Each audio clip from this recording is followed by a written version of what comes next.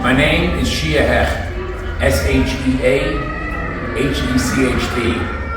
I'm here right now in Guatemala visiting children, victims from the terrible, torturous cult known as Lev Tahor. The leaders who have exposed, used these children, abused these children for their own benefit and their own pleasure over the last many years. I first want to begin by complimenting the government of Guatemala. Perhaps the best word to use for Lev Tahor, they are a terrorist organization, a terrorist cult, because some of their tactics and some of their methods are worse than the worst terrorist organizations that you can think about in the world. So they are criticizing others for the sins that they themselves are doing. Thank you to this government, to the Guatemalan government, and thank you to their agencies that are helping save children simply from starting with alienation, to torture, to things that are way worse than that. I don't even want to say them out of my mouth. It is now my honor to introduce the Dayan. If I could put a plug in for myself as well, I have written a book about cults called Confessions of a Jewish Cult Buster. Dayan Weiss, as I mentioned before, an international Dayan, has written responsa of over 6,000 responses throughout the world of people who have reached out to him for guidance and halachic guidance. A Dayan is a judge. It's a title even higher than Rabbi. Rabbi Dayan Weiss is an internationally Dayan. He's the one who actually invited me to come here for a few hours to see for myself. So Dayan Weiss. I can only ask, as my friend Rabbi Hecht has said, that whatever can be done to be able to get custody to the children, to the families of these children, so that they can go back to happy surroundings and a happy future life. I'm very disgusted and very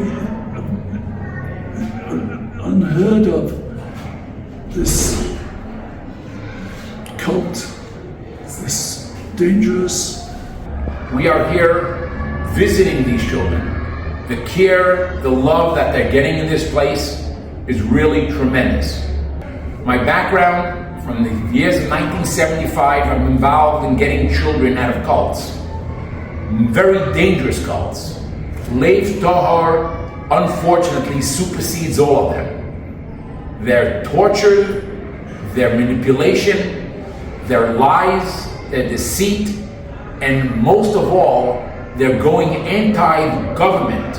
The slanderous things that they've been saying against this government, who is there to help and protect their children, is really something very, very painful. I'm here with a delegation. There isn't a dry eye amongst our delegation.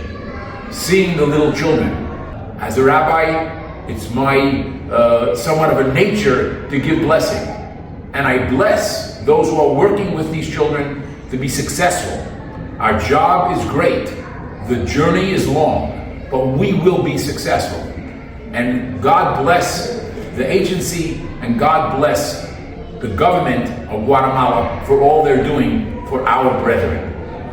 My dear friends, when we think of abuse, and when we think of children that are abused and are used, we cannot imagine, we cannot fathom of what we're talking about here. This is a terrible, terrible cult, and it's only through the intervention of the government and many good people, Jewish people from around the world, that have reached out to the government to please put pressure to make some changes. Children have been torn away from their mothers just days after birth. Families have been totally torn apart. That family of origin was totally destroyed, and the new family of the cult has then been created.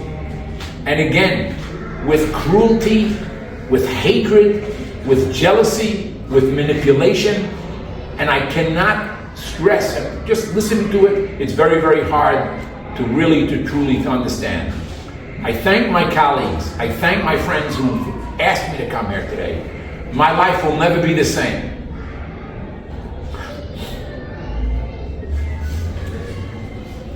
My prayer is for the children. There is nothing more than for us to care about these children. And we ask those who will hear my voice, people from the government or outside the government, whatever you can do to help. If it's only words of encouragement, if it's current encouragement to the government or to the agencies, or there's anything that you can do, help the team that's being here. We do have plans over the next few weeks to bring more people here to get the children the help they need. It's very, very difficult to explain, unless you've seen the abuse, and we pray for the children, but that they are first of all, that they be reunited with their families of origin.